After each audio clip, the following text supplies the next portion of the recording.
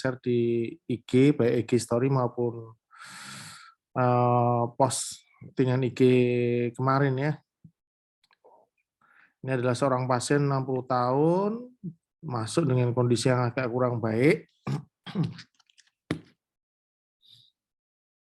Dan baseline-nya memang beliau ini adalah pasien post CABG ya. Pasien post CABG, ada AF lama. Saya sudah sebutkan di soal di situ ada AF lama ya. So, ini adalah yang saya share di postingan IG. AF lama, post CABG, EF 15%, troponininya tinggi, dan ini sudah on optimal maksimal medical treatment ya. Sudah memakai inotropik dengan dosis yang maksimal. Ini adalah story saya dan pooling dari teman-teman semua. Sebagian besar menjawab AF rapid 44% ya. Sebagian menjawab sebagai AF dengan episode VT dan sebagian menjawab dengan atrial flutter. Nanti kita lihat ya. Kita lihat lebih detail di sini. Ini jelas AF karena irregular dengan RKR yang tidak teratur. Nah, ini ada episode seperti white QRS tachycardia ya di sini ya. Apakah ini VT atau tidak? Nanti kita akan bicarakan. Beberapa teman yang komen di IG, beberapa menjawab sebagai AF, ada yang menjawab dengan AF dengan VT polimorfik, dengan R-on-T sebelum fase VT ada yang menjawab dengan AF saja, non-sustain VT pada AF, ada yang menjawab seperti itu ya. Nanti kita evaluasi setelah beberapa slide berikut ya. Nah, ini adalah contoh pasien dengan STEMI yang kemudian mengalami gangguan aritmia. Teman-teman bisa lihat di sini. Ini ada ST elevasi, ini kemungkinan di lead 2 ya, benar di lead 2. Nah, kemudian dia mengalami sebentar, kita tunggu. Mengalami ini episode PVC, kemudian mengalami VT. VT yang khas kalau di ECG monitor ya seperti ini ya. QRS lebar, teratur, baik. Gitu. VT. Kemudian karena terlambat jadi VF ya. Ini juga sama, kalau ini VF ya, ventricular fibrilasi, di mana terdapat gelombang QRS yang bentuknya berubah-ubah. Ya. Kalau VT tadi lebih berbentuk, lebih reguler gitu. Kalau ini sudah agak nggak karuan.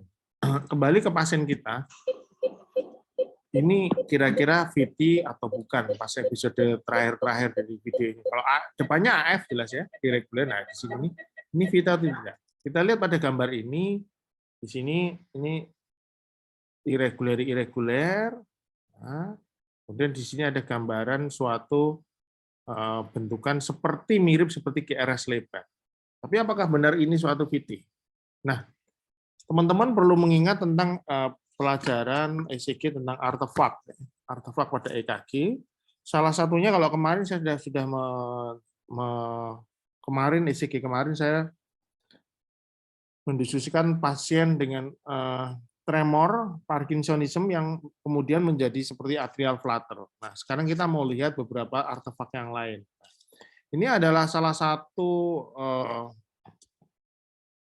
algoritme yang ditawarkan oleh Dr. Huang dan teman-teman ya, yaitu membedakan tentang tremor yang induced pseudo VT dan true VT. Ya.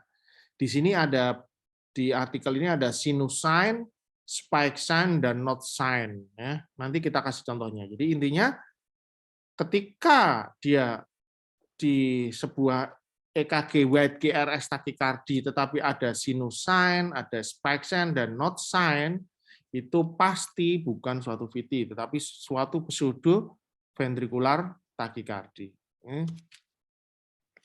Kita lihat. Nah, ini adalah contoh yang paling simpel tentang white complex tachycardia dan syncope di emergency department, yaitu 63 tahun, AF, nah, pasiennya ada AF, jadi jelas nggak bisa kita dapat sinusain ya, AF, ada schizophrenia, kemudian dia nggak sadar, bladder and bowel incontinence, ya.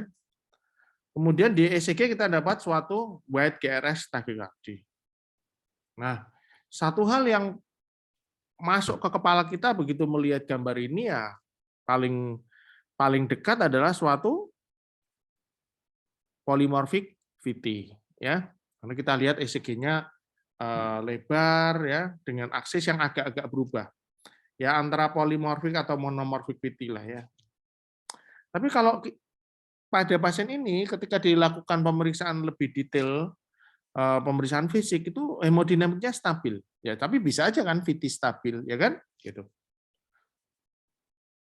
Tapi ketika dilihat lebih detail, masalahnya adalah pasien ini ketika dilakukan EKG itu dalam kondisi yang mungkin mengalami akut attack schizophrenia ya, jadi dia nggak bisa tenang.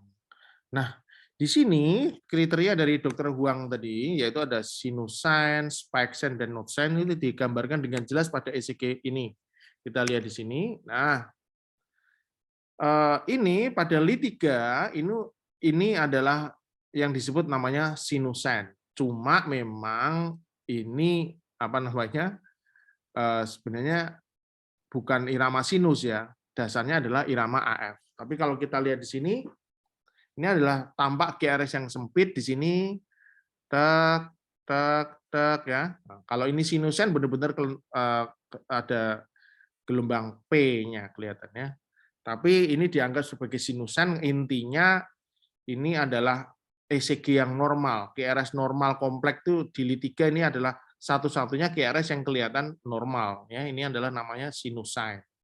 Kemudian kalau yang disebut spike sign itu ini. Ada garis-garis di sini. Yang kalau top pada VT itu harusnya garis-garis ini nggak ada. Ini nggak ada. Garis ini nggak ada. Jadi ini sebenarnya adalah QRS kompleks. Kemudian yang disebut sebagai not sign adalah ini. Ini ya. Ini not sign, ini spike sign. Jadi ini sebenarnya ya AF ini. Nah, ini kan gelombang QRS-nya di sini, ini di sini, ini spike sign-nya di sini. Ya, ini AF nih. Tak tak tak tak tak, ini adalah AF ya. Cuma memang ini AF pada apa namanya? Pseudoviti pada pasien dengan AF. Jadi memang jarak RKR-nya agak irreguler dan itu memang agak menyulitkan sedikit. Kemudian kita lihat lagi pada contoh yang berikutnya. Nah ini juga sama pasien dengan mirip seperti VT. Tapi kita melihat lah, ini adalah sinus sign-nya di sini. Jelas ini irama P, QRST. P, QRST-nya di sini. Jadi ini sinus sign kan tadi ada 3 ya. Ada sinus sign. Nah, ini ada spike sign. Lihat ini. Ini spike. Tek, tek. Nah, kalau kita lihat, irama sinusnya sudah sini. Tek, tek, tek, tek. Kalau teman-teman melakukan perhitungan secara pakai jangka, dia akan intervalnya mirip seperti yang di atas. Ini kan irama sinus. Kita akan dapatkan yang sama. Karena kebetulan ini kalau yang contoh yang tadi iramanya AF ya. Kalau ini sinus. Tak, tak, tak, tak, tak. Ini spike sign namanya. Ya. Nah ini notes itu kayak ada takiknya itu namanya note sign. Jadi sebenarnya intinya note sign dan spike sign adalah untuk memperlihatkan bahwa seharusnya pada VT itu nggak boleh ada kayak gininya, itu nggak boleh. Ya, kalau VT benar nggak boleh ada kayak gini kan, ya mulus saja. Nah, ini andaikan ini nggak ada ini, nah, mungkin itu betul-betul VT. Tapi begitu ada spike sign seperti ini, ya salah satu yang kita pikirkan adalah ini adalah pseudonormal VT. Caranya gimana? Ya dicek secara hemodinamik, dibenarkan ECG-nya, pasiennya kira-kira stabil apa enggak gitu. Beda kalau ini pasien yang tidak stabil ya, yang pulseless lah itu langsung kita lakukan tindakan. Ini juga sama. pada pasien ini kita dapat ini irama sinus di sini. Nah, ini sinusanya di sini. Nah, tapi di sini ada not sign di sini. Lihat, ini yang bawah kan kayak polymorphicity ya. Tapi perlu teman-teman ketahui bahwa ini sebenarnya direkam dalam jangka waktu yang bersamaan. Lead 1, lead 2, lead 3 ini telemetri ya, kayak Holter gitu. 1, 2, 3, V1, V2, AVR, ini direkam dalam jangka waktu yang sama. Ketika di lead sini, itu sinus, maka di lead sini seperti polymorphicity. Apa yang kita jelas lihat khas ini di sini? Lihat, ini garis di sini, QRS di sini, kalau kita turunkan ke bawah, tak ada di ini, not sign di sini, ada not sign di sini. Ini ada kayak spike di sini kan, spike di sini. Ini ternyata bersamaan terus sama yang atas. Nah ini diurutkan, ini diurutkan, ini diurutkan, ini diurutkan, not sign-nya sama dengan yang pas GRS di atas. Jadi ini sebenarnya adalah suatu artefak pseudo polymorphicity, bukan suatu real polymorphicity. Nah, contoh pasien ini. Teman-teman sudah sekilas lihat deh, ini VT atau artefak. Nah, teman-teman lihat ini. Apa ini? Spike ya, kayak paku tuh spike-nya di situ. Nah, ini spike. Ini spike sign, which is ketika pasiennya direkam lebih baik ya, ini normal sinus seperti ini. Ya. Di inilah kuncinya kita nggak boleh gegabah melihat sebuah ECG.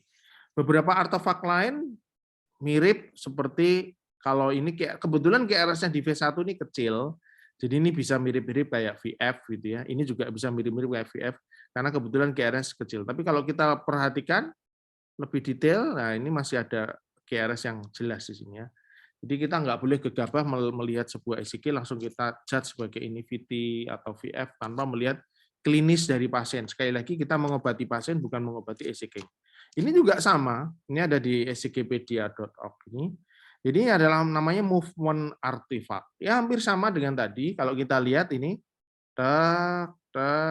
ini kayak, tapi harusnya kan kalau VT nggak kayak gini, nggak banyak spike kecil-kecil kayak gini. Ya, ini pada waktu ini gerakannya cepat kali ya, kayak tremor banget gitu. Tapi kalau kita lihat ini intervalnya sama.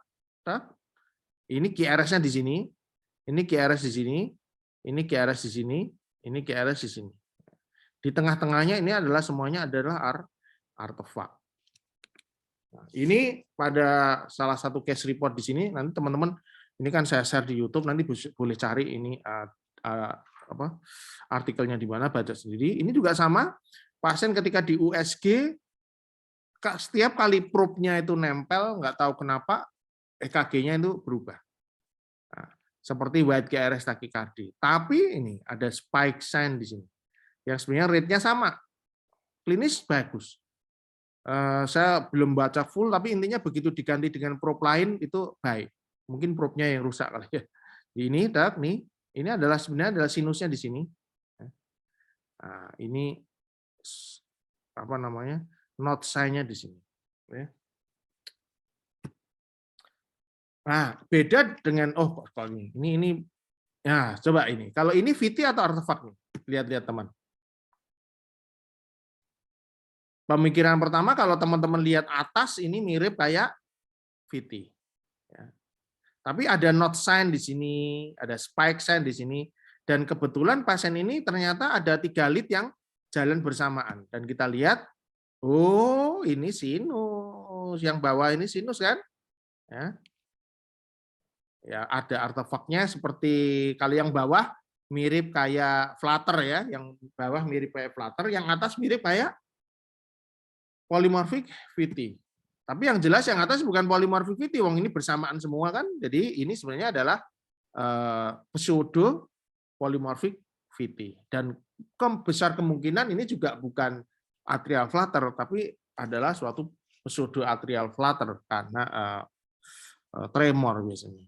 Ya, jadi tremor bisa melihat seperti VT, bisa seperti ini flutter. Kita lihat pasien kita tuh. Masalahnya pasien kita itu nggak sinus, jadi kita memang nggak bisa melihat interval R ke R yang sama gitu ya. Nah, tapi kalau kita lihat di sini dan kemudian kita freeze, nanti saya lihat di freeze di sini. Nah, ini kan yang jalan yang bawah ini memang nggak bersamaan. Kalau ini ECG ini nggak bersamaan. Ini adalah QRS, QRS, QRS. Nah, kemungkinan di sini PVC, kemungkinan di PVC. Tapi ini adalah QRS yang di sini artefak semua ini di sini. Di sini QRS lagi, ini mungkin QRS di daerah sini. Ini QRS, QRS, QRS, QRS. Jadi ini menurut saya lebih banyak ke artefak, bukan suatu VT, apalagi polymorphic VT. Karena ini mirip banget dengan gambar ini. Nah, ini adalah namanya movement artifact. Yang ini jelas tidak mirip seperti VT yang seharusnya kan. VT kita enggak kayak gini kan, kita tahu semua enggak tajam-tajam kayak gini. Enggak ada banyak kayak rumput-rumput yang spike yang tajam-tajam kayak gini enggak ya. Tuh. Jadi jawabannya adalah AF rapid aja.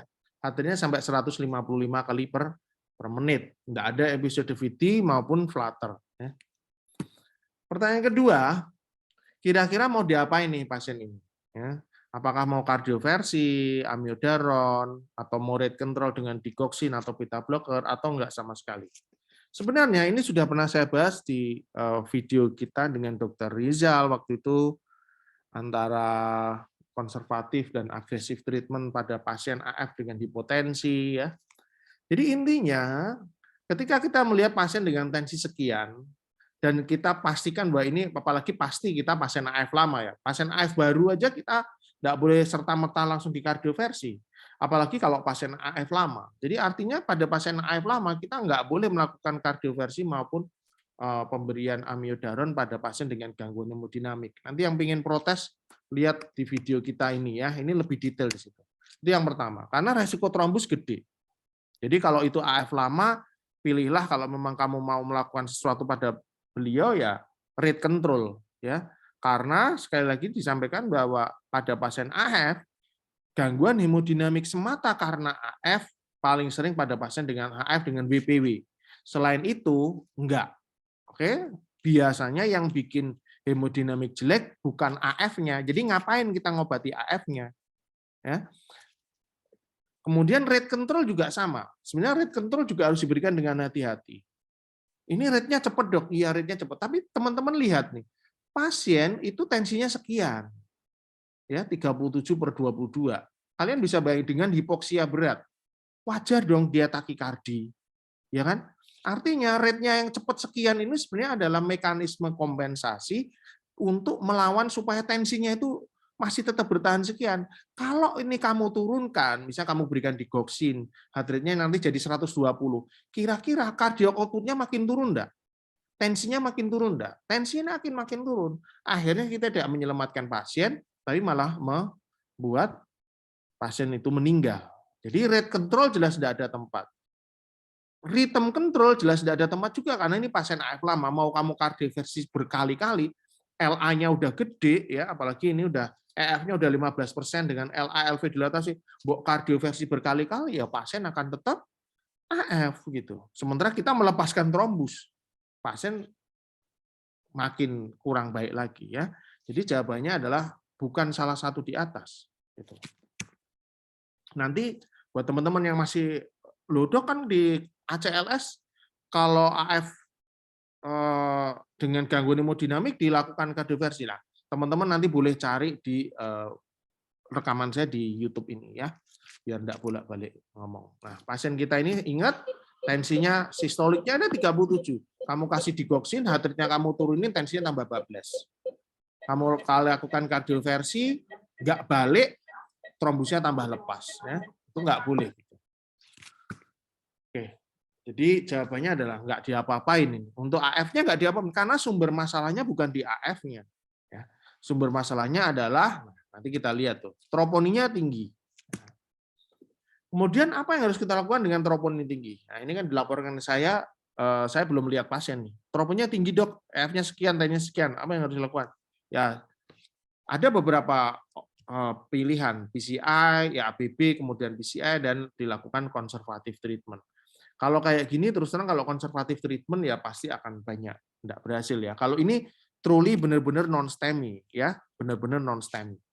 Tapi kalau kita benar-benar non-STEMI, AF non-STEMI ya kalau mau dilakukan PCA harus dengan backup ya ABP, intra-aortic balloon pump ya. Nanti kapan-kapan kita bikin kuliah tentang IABP. Jadi IABP adalah salah satu mechanical support untuk pasien dengan jantung yang mengalami shock. Tapi ternyata begitu sampai sana, kita lihat pasiennya saat ini hemiparese dan febris. Gitu.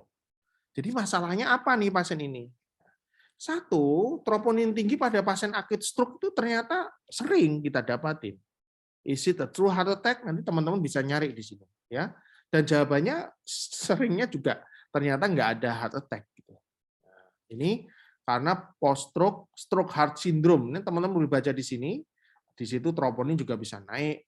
Post-stroke cardiovascular complication neurogenic cardiac injury. Jadi antara jantung sama saraf itu punya relation yang sangat kuat. Jadi peningkatan troponin pada pasien dengan stroke tidak selalu itu suatu acute occlusion. Maksudnya di situ tidak selalu masalahnya ada di koroner.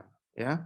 Salah satu cara membedakannya gimana? Paling simpel adalah dengan melakukan serial EKG, melakukan serial troponin. Kalau troponinnya segitu-segitu aja, naik turunnya nggak banyak, kemungkinan itu bukan suatu akut coronary occlusion atau problem di koroner, tapi itu terkait dengan myocardial injury, ya. Jadi myocardial infarction type 2. Nah, ini bahkan beberapa penelitian menunjukkan bahwa kalau ada troponin naik setelah ischemic stroke, kemungkinan kardioembolik, dan itu cocok banget sama pasien kita, karena pasien kita ini dengan atrial fibrilasi, meskipun sudah meminum antikoagulan pasien ini. Jadi kemudian kok panas? Panasnya karena apa? Nah ini, panas karena stroke itu ada dua, infeksius atau non-infeksius. Karena non-infeksius kan yang mengatur suhu di dalam tubuh kita hipotalamus kan. Kalau terjadi masalah yang besar di otak kemudian mengganggu hipotalamus akan meningkatkan body temperature. Tapi bisa juga infeksi. Caranya bedain gimana? Ya paling simpel adalah ini panasnya pada hari pertama kedua atau setelah hari kedua gitu. Kalau pada hari pertama kedua ini pasti terkait sama stroke-nya. Infeksi biasanya tidak secepat itu kan ya. Ya pasien bed rest kemudian dia panas ya butuh sehari 2 hari lah. Tapi kalau stroke langsung sehari itu langsung sudah panas ya. Dan memang ketika stroke dengan panas, demam atau hipertermia. Sebenarnya hipertermia bukan fever ya. Hipertermia gangguan pada hipotalamus karena pengaturan suhu tubuh itu prognosisnya jadi lebih jelek ya. Jadi ini 2-72 jam dilihat itu.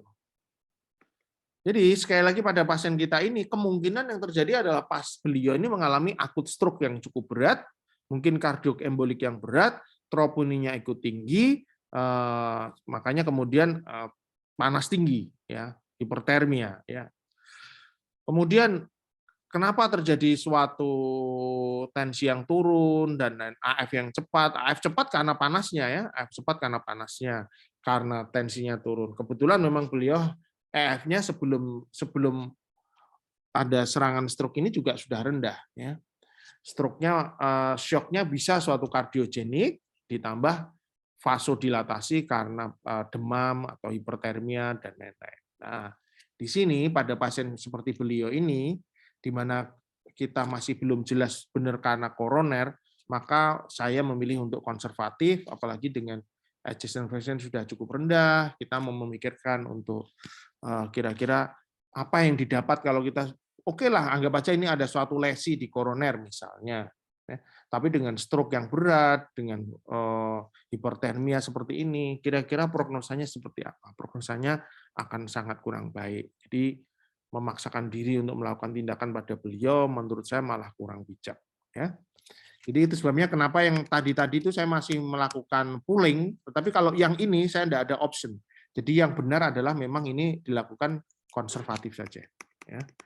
Saya kira itu yang bisa saya sampaikan buat teman-teman, semoga bermanfaat. Kalau ada pertanyaan bisa chat, silakan Dok.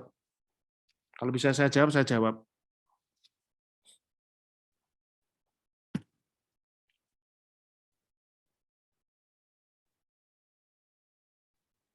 Kayaknya udah jelas ya, dan udah malam, teman-teman juga udah capek.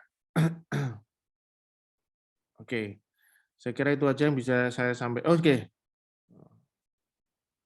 izin bertanya pada AF dengan hipotensi, Mas Thomas. Di digoksin, bukannya digoksin bersifat inotropik positif. Betul, digoksin bersifat inotropik positif. Tapi coba Mas Thomas lihat tadi kuliah saya yang tadi, di situ sudah sangat jelas kapan kita melakukan rate control, kapan tidak. Ya, rate control, apalagi rhythm control, betul-betul kalau menurut saya kita lakukan ketika kita yakin bahwa apa yang kita lakukan itu bermanfaat. Pada pasien kita tadi, kalau teman-teman memberikan digoxin, maka akan mengurangi heart rate-nya akan pelan, maka tensinya akan makin turun. Akhirnya pasien makin cepat meninggal. Jadi nggak boleh. Ya akhirnya beliau meninggal juga sih. Tapi artinya kalau kita melakukan pemberian digoxin nanti akan lebih cepat lagi meninggalnya, Mas Thomas. Coba nanti dicari itu yang tadi saya sudah share, yaitu di YouTube tuh. Itu waktu itu perbincangannya cukup seru dengan Dokter Ardian Rijal. Oke, ada pertanyaan lain, Dok? Kalau bisa saya jawab. Nggak ada ya. Oke, selamat malam buat teman-teman semua. Terima kasih udah hadir di Zoom kita malam ini. Semoga bermanfaat ya. Sehat-sehat semua. Assalamualaikum.